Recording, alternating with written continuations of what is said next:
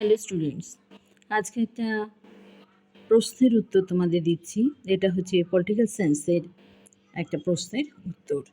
তো প্রশ্নটা হলো, বিশ্বায়নের প্রতিকূল প্রভাব রাষ্ট্রীয় সার্বভৌমিকতার ধারণার উপর বিরূপ প্রতিক্রিয়া সৃষ্টি করে, তার সম্বন্ধে সপক্ষে যুক্তি দাও বা আলোচনা করো। এই প্রশ্নটা হিসাবে আসতে পারে, বিশ্বায়ন কোনো দেশের সার্বভৌমত্বকে কিভাবে চ্যালেঞ্জ করে, আর যদি করে তাহলে সেটা কিভাবে। তোমার উত্তরের সপক্ষে যুক্তি প্রদর্শন করো। এই হলো প্রশ্নটা। তো আনসার হিসেবে এখানে দিয়ে দিচ্ছি, এটাকে তোমরা তৈরি করবে যাদের প্রয়োজন। তো প্রথমেই বিশ্বায়ন হচ্ছে বিশ্বায়ন প্রক্রিয়ার প্রতিকূল প্রভাব রাষ্ট্রীয় সার্বভৌমিকতার ধারণার উপর বিরূপ প্রতিক্রিয়া সৃষ্টি করেছে। বিষয়টি বিশ্বায়ন বনাম রাষ্ট্রীয় সার্বভৌমিকতার বিষয়ে পরিণত হয়েছে।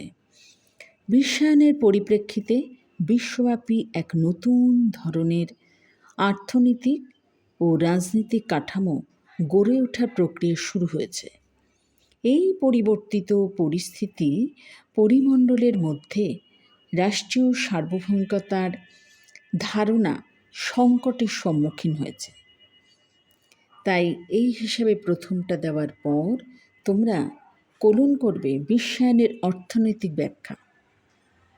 এই ব্যাখ্যা হিসাবে বলতে যে কিছু সংস্কারমূলক বিধি ব্যবস্থাকে বোঝানো হয়।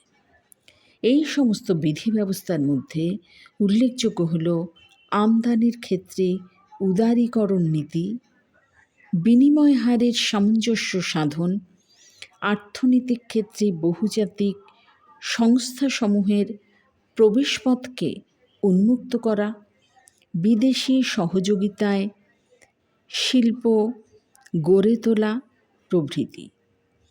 অর্থনৈতিক বিচারে বিশ্বায়ন হল বিশ্ব অর্থনৈতিক ব্যবস্থার সঙ্গে কোনো দেশের অর্থনৈতিক সংযোগ সাধন বা অর্থনৈতিক সংযোগ সাধন। তো এইভাবে প্রশ্নটার উত্তর দিলাম। তো এইভাবেই তোমরা এই প্রশ্নটাকে তৈরি করতে থাকবে। এই হিসাবে এরকমভাবেই দিচ্ছি। তো এই প্রশ্নটা একটু বড় হিসেবেই তোমাদের এই ক্ষেত্রে আমি এটাকে একটু দিলাম।